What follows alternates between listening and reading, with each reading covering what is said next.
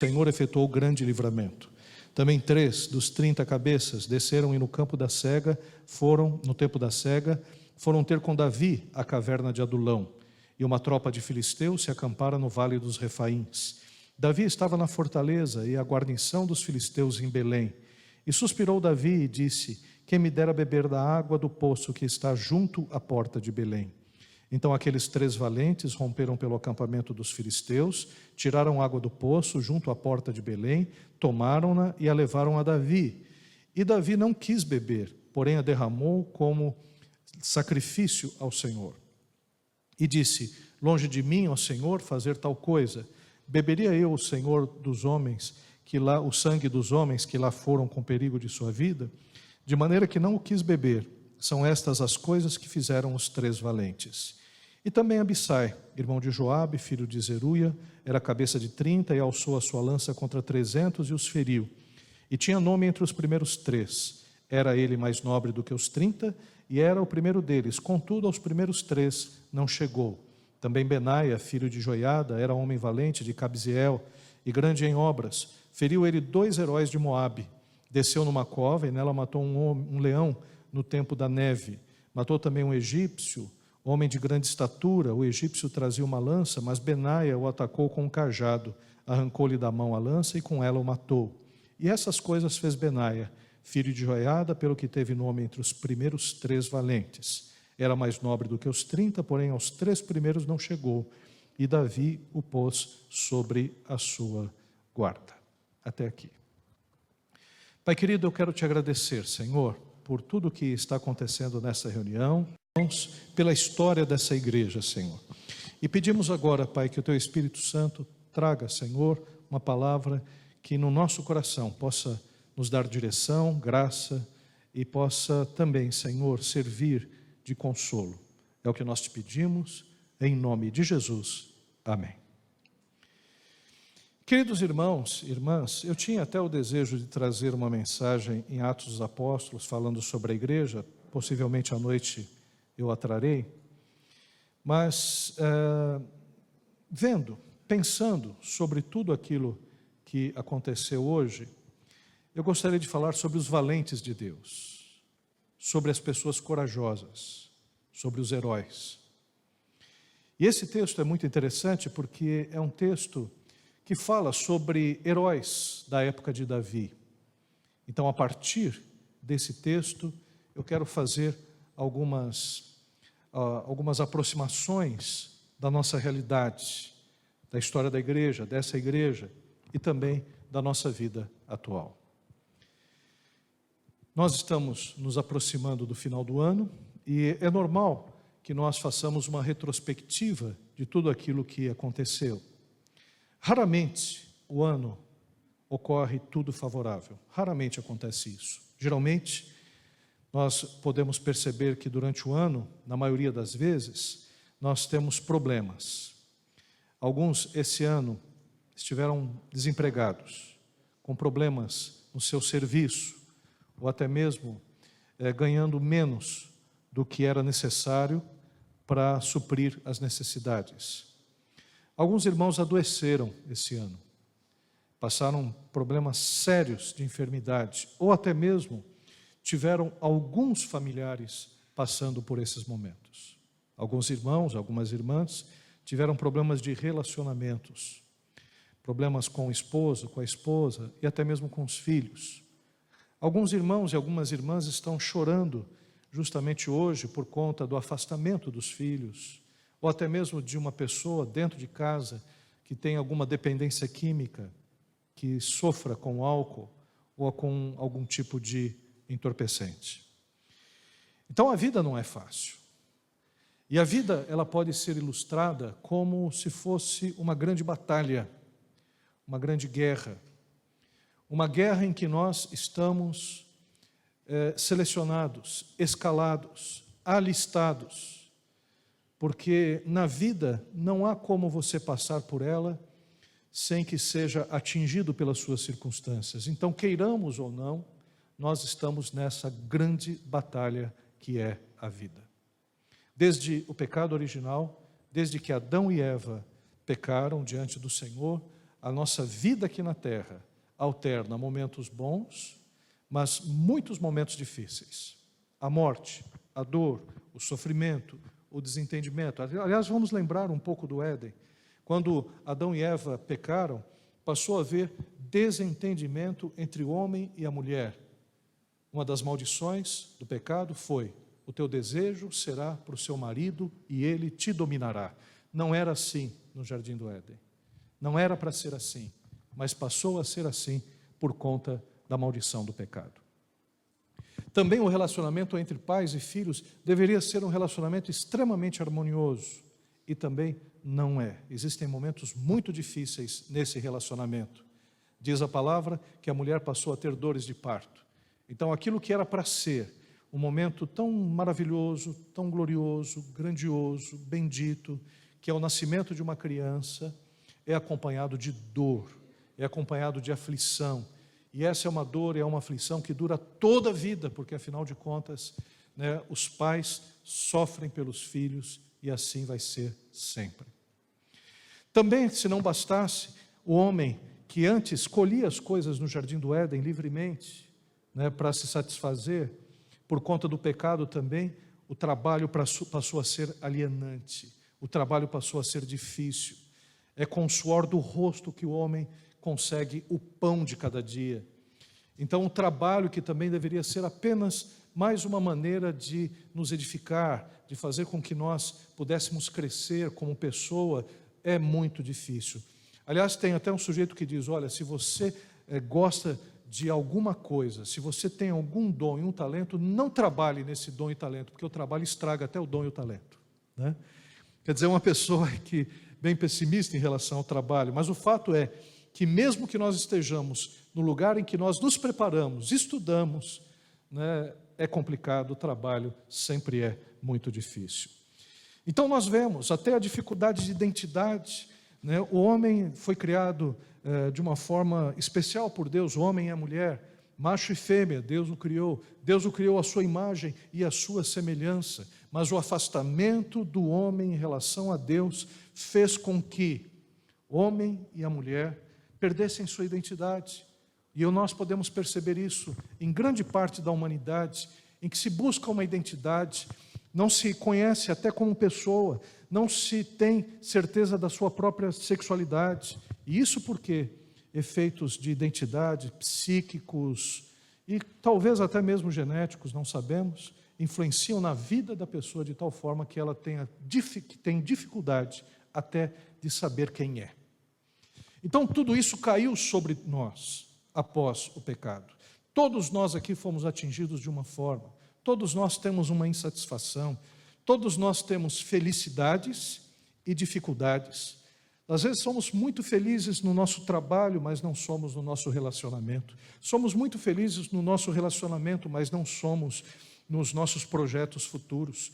Somos muito felizes em relação aos aspectos dos bens materiais que temos, mas ficamos tristes em ver a nossa sociedade tão desigual, tão problemática que é o nosso país. Às vezes temos uma vida toda acertadinha, mas os nossos parentes não têm.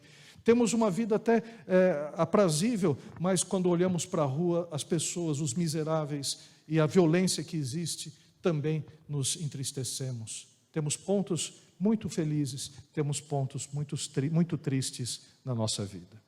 Então, vida é batalha. Nós entramos na vida, nascemos, e às vezes a gente até chega e vê, né, o filho, o sobrinho, numa época de problema e dificuldade. Eu não pedi para nascer, e o pai diz: eu também não. Né? E a tua avó também não pediu, e a tua bisavó, e assim por diante. Né? Começou tudo lá no Jardim do Éden. Então a vida é assim, e as dificuldades acontecem, queiramos ou não. Mas o contexto dessa passagem, e eu quero a partir dessa passagem tirar alguns elementos para a vida, é o seguinte: Davi possuía 37 homens que formavam seu conselho de guerra. Eram os oficiais, eram pessoas que ficavam lado a lado com Davi, eram pessoas corajosas, pessoas que começaram com Davi, a maioria deles, antes de que ele fosse rei, quando ele ainda era um pária na sociedade, na época em que Saul o perseguia, sabia que ele seria o próximo rei, e Saul tentava matá-lo, mas ele acabou fugindo e, juntamente com um grupo de pessoas também rejeitadas, pessoas difíceis, ele juntou um grupo, liderou um grupo e com esse grupo conseguiu sobreviver, conseguiu trabalhar, conseguiu fazer um grupo de guerra. E quando chegou ao reino, esse grupo caminhou com ele. Então eram pessoas valorosas, eram homens conhecidos pelos seus atos heróicos e pela sua coragem. E esse grupo mostra que Davi não conseguiu nada sozinho.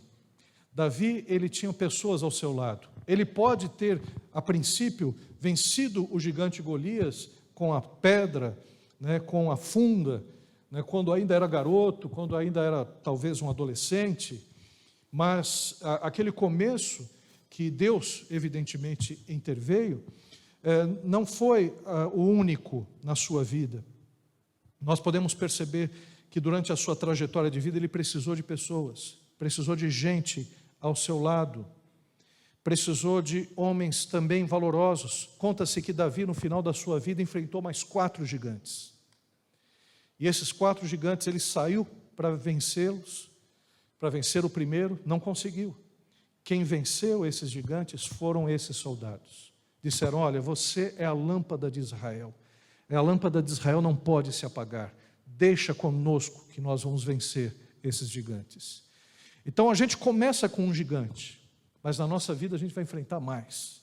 E até o final da nossa vida a gente vai enfrentar outros gigantes, temíveis gigantes. Essa é a realidade. Só que Davi não vencia as batalhas sozinho. E nós também não devemos nos isolar. Nós somos igreja do Senhor Jesus. Nós somos povo de Deus. Nós somos o corpo de Cristo. Nós estamos ligados uns aos outros. Nós temos uma interdependência. Nós temos os dons e talentos, mas esses dons e talentos não são isolados e não agem sozinhos. Nós precisamos uns dos outros. E é importante que nós entendamos isso. A nossa força está na comunidade. A nossa força está em saber que Deus é conosco. Deus Pai, Deus Filho, Deus Espírito Santo, e Ele nos concedeu um povo que luta por nós, um povo que ora, um povo que está também com o mesmo objetivo de glorificar o nome do Senhor Jesus aqui nessa terra. Por isso, quando estamos juntos, somos mais fortes. Por isso, aqueles primeiros irmãos, quando se juntaram, eles nem perceberam, talvez, aquilo que seria a história dessa igreja, mas quando eles se juntaram, um pequeno grupo de irmãos e irmãs que resolveram abrir no nome do Senhor Jesus uma igreja, aqueles irmãos estavam fundando uma instituição poderosa. Poderosa porque o Espírito Santo age na igreja, e tão poderosa que milhares de pessoas passaram por essa igreja durante todos esses anos. Muitas pessoas foram curadas, muitas pessoas foram salvas, muitas pessoas foram renovadas, muitas pessoas foram libertas, porque a igreja do Senhor Jesus é uma agência da salvação do reino de Deus. E nós estamos aqui graças a estas pessoas que juntas trabalharam em prol do reino de Deus.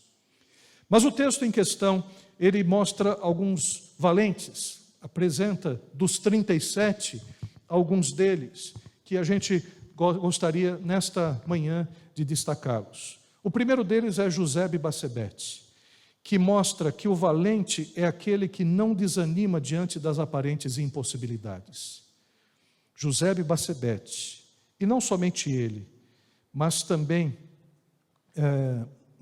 outro personagem, venceram centenas de homens. E aqui, Josebe-Basebete, ele enfrentou 800 homens. Abissai enfrentou 300 homens. Ora, enfrentar 800 homens é muita gente, é algo impossível, algo inacreditável. Se você pensar, né, de uma maneira, de uma vez só, olha, eu vou enfrentar 800 homens, ou 300 homens que seja, você desiste. Porque do outro lado também, igualmente, existem homens valorosos, homens corajosos, guerreiros, pessoas que são pessoas preparadas. Então, já só na contagem, você desistiria de enfrentar este número.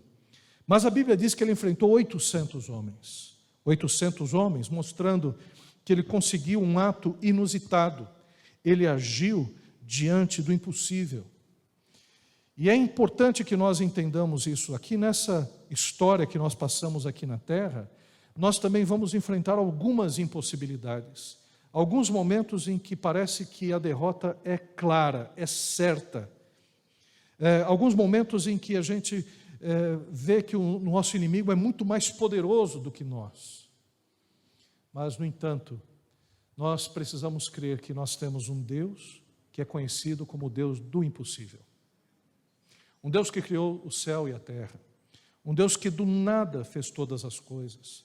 Um Deus que contraria as leis da ciência, as leis da gravidade. Um Deus que realizou milagres desde a criação até o Apocalipse, como está predito.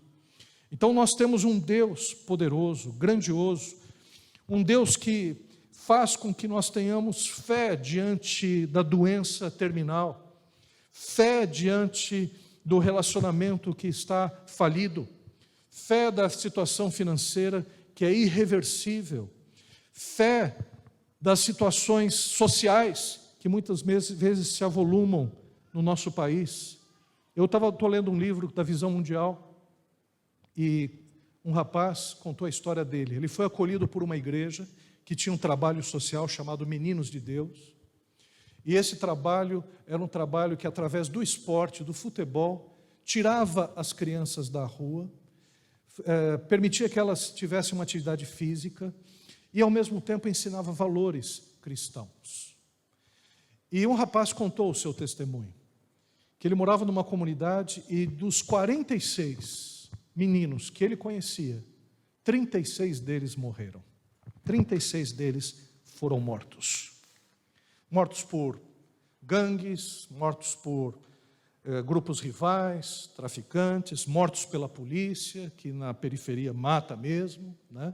E sem pedir permissão, sem mandato, sem nada.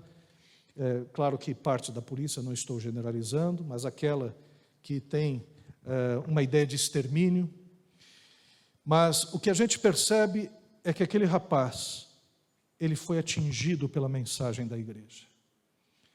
O destino dele era certo, ele já traficava, ele já vendia drogas, mas ele encontrou o Senhor Jesus Cristo nesse grupo, e a vida dele mudou. Hoje é uma pessoa casada, trabalha como porteiro, é uma pessoa simples, vive com a sua esposa, tem os seus filhos e, para a honra e glória do nome do Senhor Jesus, hoje é um servo de Deus na Igreja de Cristo. Então, diante das impossibilidades, Deus pode realizar muito mais do que a gente pensa. A gente pensa em termos de derrotas, em termos daquilo que não é realizável, mas Deus conosco, Ele realiza muito mais do que podemos pedir ou mesmo pensar. Segundo aspecto que nós vemos nesse texto é o Eleazar. O Eleazar, ele representa aquele valente de Deus que é movido por uma santa obstinação. Ah, meus irmãos, nós vivemos numa época muito complicada, época em que as pessoas estão desistindo. As pessoas entram num emprego, têm dificuldades no emprego, logo desistem. As pessoas começam um curso e com tantas facilidades que tem, você tem cursos próximos, cursos que facilitam, em horários alternativos, cursos à distância, e as pessoas desistem. Não estou dizendo por outras razões financeiras que aí é fora da possibilidade, mas alguns desistem. Alguns desistem fácil do relacionamento, não ficam no relacionamento, não se firmam no casamento, querem sair do casamento, não têm paciência com o seu cônjuge, não têm paciência com seus filhos. Nós vivemos uma sociedade muito complicada. Hoje nós podemos perceber os filhos, os sobrinhos, os netos, eles têm uma mesa farta, uma mesa onde eles podem comer tudo. Aliás, o grande problema que nós temos hoje na sociedade, no Brasil, não é nem a questão da fome. A fome tem 4,5% de pessoas passando fome, é um grande problema. Mas existe um outro problema maior até, que é a obesidade. Os obesos mórbidos, as pessoas que estão fora do seu peso normal, grande parte das pessoas no Ocidente e incluímos nós aqui, estamos fora do nosso peso também. As crianças, os adolescentes também estão obesos. Isso por quê? Porque a nossa sociedade hoje tem tudo em fartura. A gente lembra, eu pelo menos lembro, que quando a mesa era posta, era um bife para cada um. Um frango para cada um. Tinha arroz e feijão, tinha bastante. E a gente comia o arroz e o feijão primeiro e deixava o bife, que era menor, pequenininho, por último, para que quem tinha paciência, né? Porque sempre tem os irmãos diferentes. Tem aquele irmão que já come o bife, come tudo. Aí depois fica comendo feijão e arroz. Tem aquele que já, né, consegue administrar melhor o tempo e o gosto. Bebida não era Coca-Cola. Era Quisuco. Quisuco, se você quisesse depois fazer uma ressonância magnética, o contraste já estava no corpo. Não precisava nem tomar contraste. Aquilo era tinta horrorosa. E esses tempos, de certa forma, nas dificuldades familiares, os problemas que existiam, forjaram o caráter de muitos de nós. Porque não havia tudo com facilidade. Mesmo quando estudávamos, se a gente tinha que fazer uma pesquisa, tinha que achar o livro. Para ir na faculdade, encontrar o livro era uma coisa terrível. Os livros caíam nos buracos negros, né, das bibliotecas. Né? Tinha gente que escondia o livro, né, em algum outro lugar. E às vezes a gente ia lá, certo que tinha o livro na faculdade, tinha que ir em outra faculdade. Ia na outra faculdade, não tinha o livro. Outra biblioteca. Então, as coisas eram alcançadas com dificuldade, com problemas, e isso forjou o nosso caráter. De tal forma que a gente não desiste. O barco está afundando, a gente fica até o final. Por quê? Porque aquele que foi criado assim, aprendendo a lidar com as dificuldades, é uma pessoa obstinada. E o crente tem que ser uma pessoa com uma santa obstinação.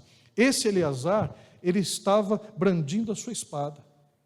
Ele se apegou à arma de tal forma que ele não soltou. A briga já tinha acabado, a luta já tinha acabado, ele continuava segurando a sua arma com cãibras na mão.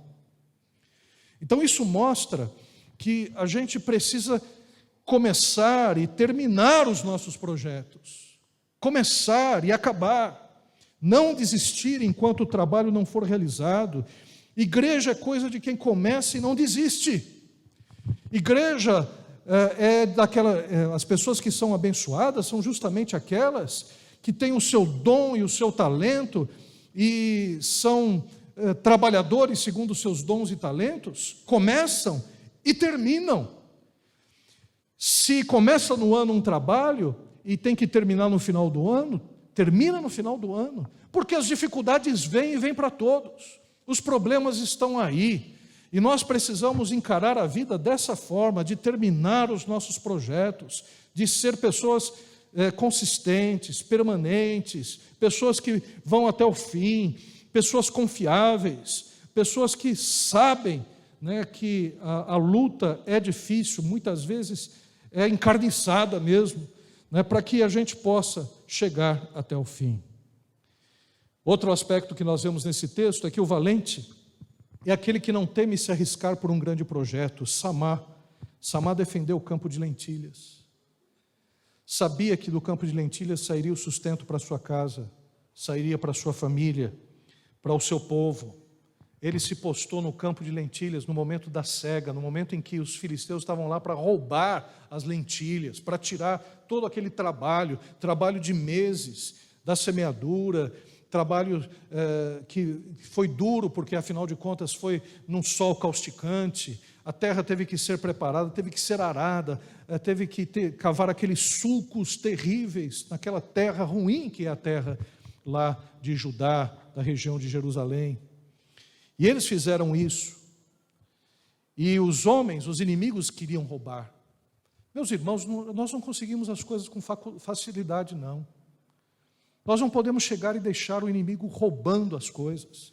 Você não cria os seus filhos com dificuldade para que depois o inimigo venha meter a mão e danar a vida deles. Nós temos a nossa vida, as nossas coisas, conseguimos com muita luta, e é necessário a gente defender. Igreja, essa igreja, ela foi estabelecida com muita dificuldade, com irmãos que não tinham muitos recursos, e os recursos vieram conforme o tempo foram passando. Os recursos sempre são menores do que aquilo que nós precisamos. A gente nunca tem aquilo que é o necessário. A gente consegue as coisas na dificuldade, pagando em prestações, pagando devagar as coisas. Essa é a vida. E esses irmãos aqui, nesta igreja, fizeram isso no começo. E hoje nós podemos colher os frutos disso. E também os outros que virão vão colher o fruto do nosso trabalho. O que nós podemos perceber é que vale a pena lutar por esse campo de lentilha, vale a pena lutar por essa igreja, vale a pena lutar aqui, porque o nosso sustento espiritual vem daqui. É daqui que nós ouvimos a palavra que salva, a palavra que liberta, é daqui que nós temos instrução para a nossa vida, é daqui que nossas vidas são organizadas, arrumadas, arranjadas pelo Espírito Santo de Deus. É daqui que pessoas que não tinham visão, que não tinham projeto, que não tinham ambição, que não tinham nada nessa vida, simplesmente viviam para satisfazer o seu próprio ventre. É aqui que muitas pessoas ganharam direção, entenderam que são filhos de Deus, entenderam que estão aqui para glorificar o nome do Senhor, entenderam que o céu está preparado para os filhos de Deus. Foi aqui que muitas pessoas puderam ter isso. Então esse campo é para ser batalhado, para ser cuidado, igreja é para ser defendida, e não interessa se é outra igreja, se é outra denominação, vamos defender os nossos irmãos, vamos defender os pastores, vamos defender os nossos líderes, porque aqui se alguém errar a gente disciplina, porque aqui se um irmão falhar nós estamos juntos, tanto para corrigir como também para edificar, nós vamos cuidar uns dos outros, porque esse campo vale a pena ser defendido. Nossa casa vale a pena ser defendida. Glórias ao nome do Senhor. Aleluia. Glórias a Deus. Glórias ao Senhor. Glórias a Deus. Glórias a Deus.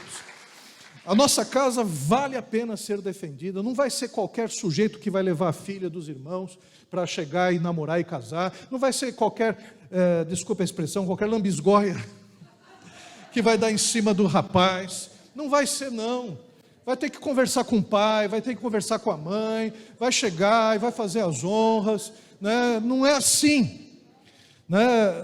É preciso ensinar, é preciso cuidar da casa da gente, é preciso orar, pedir ao Senhor pelo nosso lar, porque o nosso lar é do Senhor Jesus.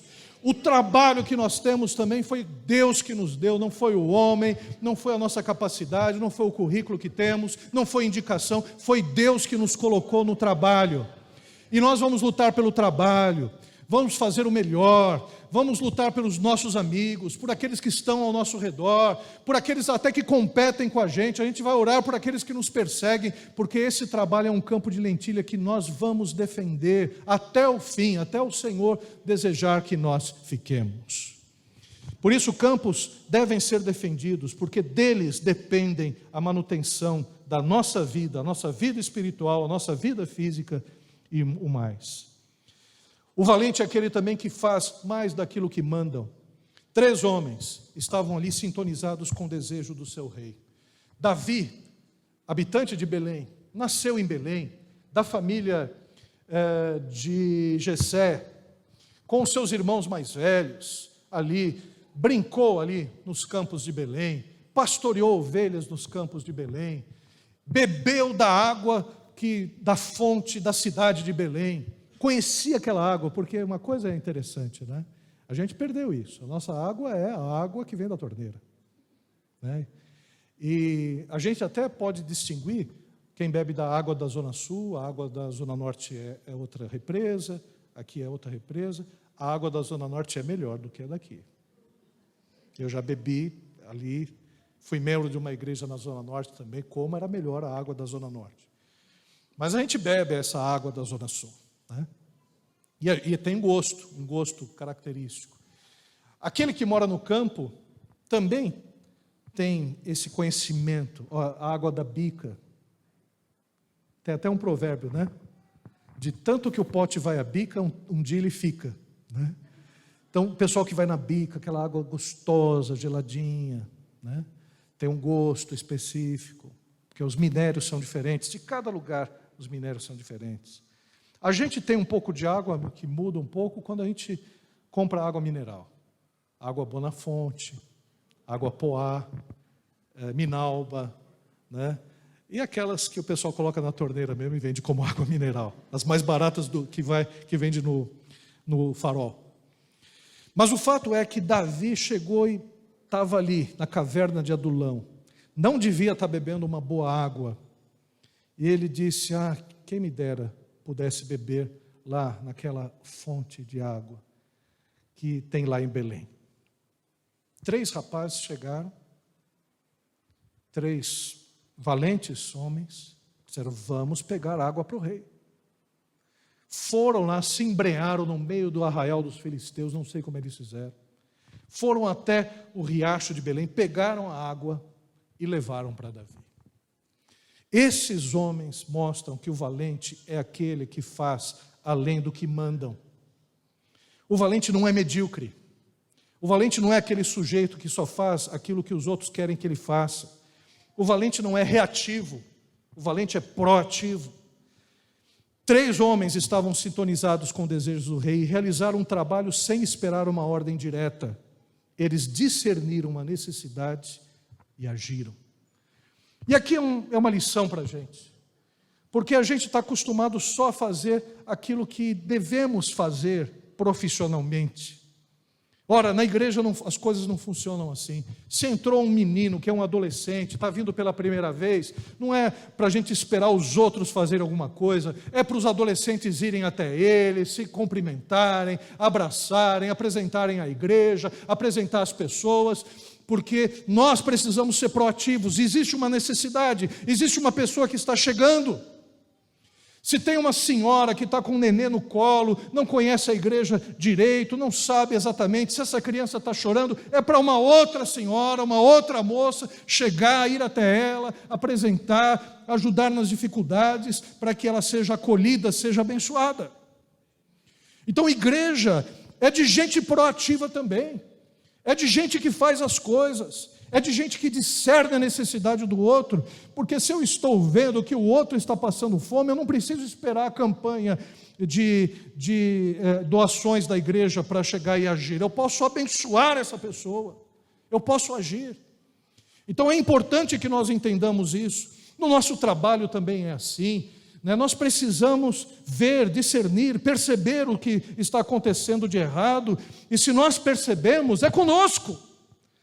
Se a gente viu alguma coisa que pode ser mudada e alterada, a gente já está alistado para ser solução nesta situação. Amém, queridos? Mas aí tem um outro aspecto interessante. Porque da mesma forma que esses valentes pegaram a água e levaram até Davi, Davi chegou e não bebeu aquela água. Não fez desfeita não, muito pelo contrário. Ele pegou aquela água e dedicou ao Senhor. Ele derramou como sacrifício ao Senhor. Por quê? Porque Davi é aquele valente que jamais confunde a causa que está defendendo com suas próprias necessidades. Davi, ele não aceitou a água, pois ele tinha um alvo mais nobre, mais sublime. E aquela causa não era dele, esse alvo não era dele. Ele não estava ali para ser servido. Ele não estava ali na batalha simplesmente para ser beneficiado daquilo que os seus soldados poderiam fazer por ele. Ele estava lutando em prol do Senhor Deus. Ele estava lutando em prol de Israel. E uma coisa nós precisamos entender. Nós estamos aqui numa época muito difícil da nossa sociedade.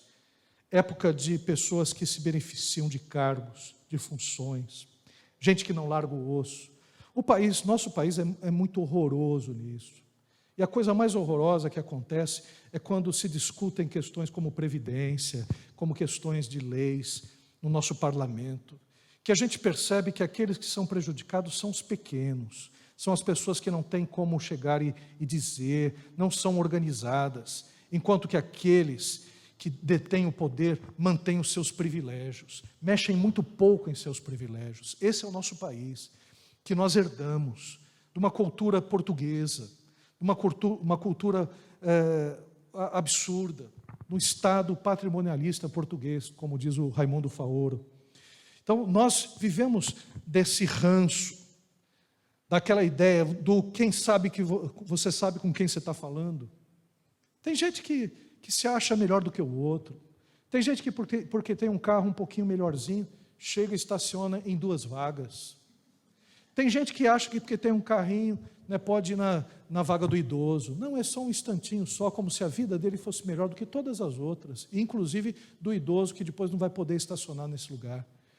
Nós vivemos num país assim, uma cultura assim, cultura ruim, maligna, né, de pessoas que só pensam em si mesmas, pessoas que só pensam nos seus valores, que ao invés também de pensarem nos outros, na ajuda, querem eliminar os outros, querem acabar com os outros, querem acabar com a pobreza eliminando os pobres, querem acabar com as desgraças do país, né, não mexendo nas causas, mas não mexendo naquilo que causou, na origem, mas apenas nas suas consequências. E a gente vê isso no nosso país, isso é de doer, gente, é de doer. Não há um momento em que a gente não veja notícias ruins. Por quê? Porque parece que é primeiro eu, o que interessa sou eu, louvado seja eu. Essa é a sociedade que nós herdamos. E muitas vezes na igreja nós vemos isso, pastores que se beneficiam dos seus cargos, né? Pessoas que estão nas igrejas também querendo louvores para si. É aquele irmãozinho que não canta na quinta-feira porque domingo tem mais pessoas para assistir. É aquele que não vem em outras reuniões porque são poucas pessoas. Eu quero ir nas reuniões em que tem mais. Pessoas que querem pregar apenas para multidões.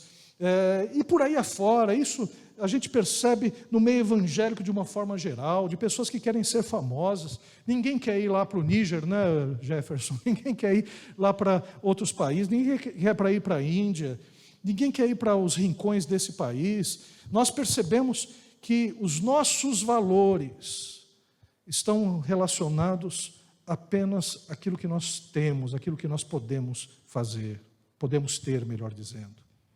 Mas Davi não confundiu as coisas, não. Quando Davi recebeu aquela água, ele deu para o Senhor. Porque o nosso cargo não é nosso, é de Deus. Porque a função que exercemos não é para nosso benefício, mas é para o benefício para o Senhor. Porque a Bíblia nos ensina que aquilo que nós comemos, bebemos, o que nós fazemos, façamos para a glória do Senhor. É o nome do Senhor que tem que ser glorificado na nossa vida. Porque se tiver uma reunião e vier uma pessoa no culto de oração e você vai ter que dirigir, que você dirija para o Senhor e para essa pessoa que está. Não importa o número. Nós não estamos aqui fazendo apresentações, não queremos simplesmente valorizar a nossa própria vida, nós queremos fazer a vontade de Deus. Onde Ele quiser que nós estejamos, nós estaremos. Porque o valente nunca confunde a causa que está defendendo com suas próprias necessidades. E por fim, o valente precisa ser criativo. E aí está Benaia. Benaia no campo de batalha mostra uma coisa que é verdade. Como nós já dissemos, os recursos são escassos. Benaia, ele venceu dois moabitas famosos, poderosos. Venceu um leão no tempo da neve. E também venceu um homem que tinha uma lança com um cajado. Benaia mostra que ele fazia as coisas com aquilo que ele tinha.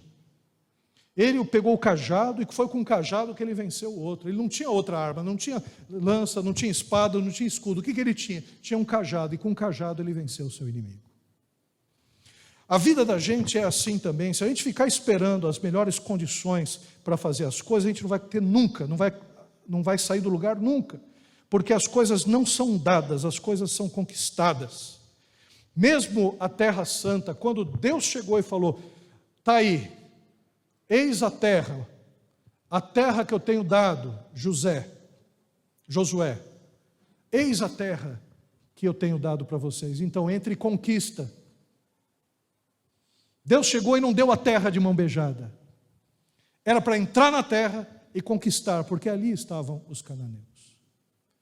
Então as coisas são lutadas mesmo, e no campo de batalha, nós não temos tudo, na falta é necessário improvisar. e não deixar-se abater pela dificuldade.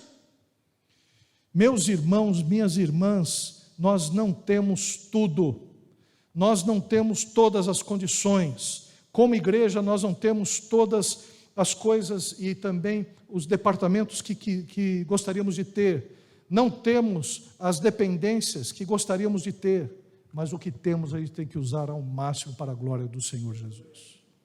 É o cajado que Deus nos deu, e é esse cajado que nós vamos levantar e vencer o inimigo. Em casa também é assim. Em casa tem que chegar e ser criativo mesmo. Se for necessário, usar até as cascas para fazer comida, quando não tem. De fazer aqueles bolinhos, né? Tem aqueles bolinhos que a minha sogra chamava bolinho SOS, né? Sobras de ontem sortidas, né? Então, às vezes você chegava, tinha uma irmã também na igreja que era assim, ia comer na casa dela, num dia tinha beterraba, no outro dia tinha um bolinho vermelho. Você já sabia de onde veio aquele bolinho vermelho. Então, o fato é que a gente precisa usar o que nós temos. Se está difícil, se está complicado, se o emprego não vem do jeito que a gente gostaria, então, meu irmão, arregaça as mangas, vai fazer o que você sabe, vai vender alguma coisa. Tem gente que chega aí e vende bala e consegue alguma coisa, consegue ir prosperando na sua vida financeira, no seu comércio e vai embora. Tem gente que é assim. Tem gente que está usando o que sabe fazer. Sabe o quê? Sabe falar, sabe convencer as pessoas. Então é isso que eu vou usar. E vou fazer, vou vender. Tem gente que sabe fazer bolo, tem gente que sabe cozinhar, tem gente que... Irmãos, essas pessoas nunca vão passar problemas, porque sempre há alguém que gosta de comer alguma coisa. Tinha um irmão aqui da igreja que ficou desempregado 1 ano. A esposa dele fez bolo. O Ezequiel deu testemunho aqui. E a esposa dele, esqueci o nome dela. Oi, Leila, né? A Neila. E a Neila chegou e fez bolo. Fez bolo o ano inteiro. Sabe onde ela vendia? Dava para o Ezequiel vender aqui, no cemitério da Pauliceia. Quando tinha um velório aqui, ela vendia os bolos aqui no velório, porque o pessoal está ali, os parentes, estão precisando de comida, levava os bolos aqui para vender. Então, o que a gente precisa entender, né? E a gente precisa ser criativo e criativo juntos também, um ajudando o outro. Tem um filme que eu assisti que eu achei muito interessante. A igreja, ela ficava sabendo quem estava passando fome na região.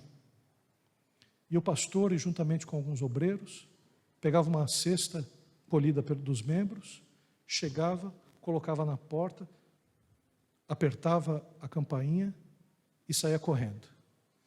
Aí a pessoa olhava assim, pegava aquela cesta, e ali tinha um bilhetinho da igreja, para que as pessoas dizendo, olha, nós sabemos que você está com dificuldade, nós te amamos, trouxemos essa cesta para você.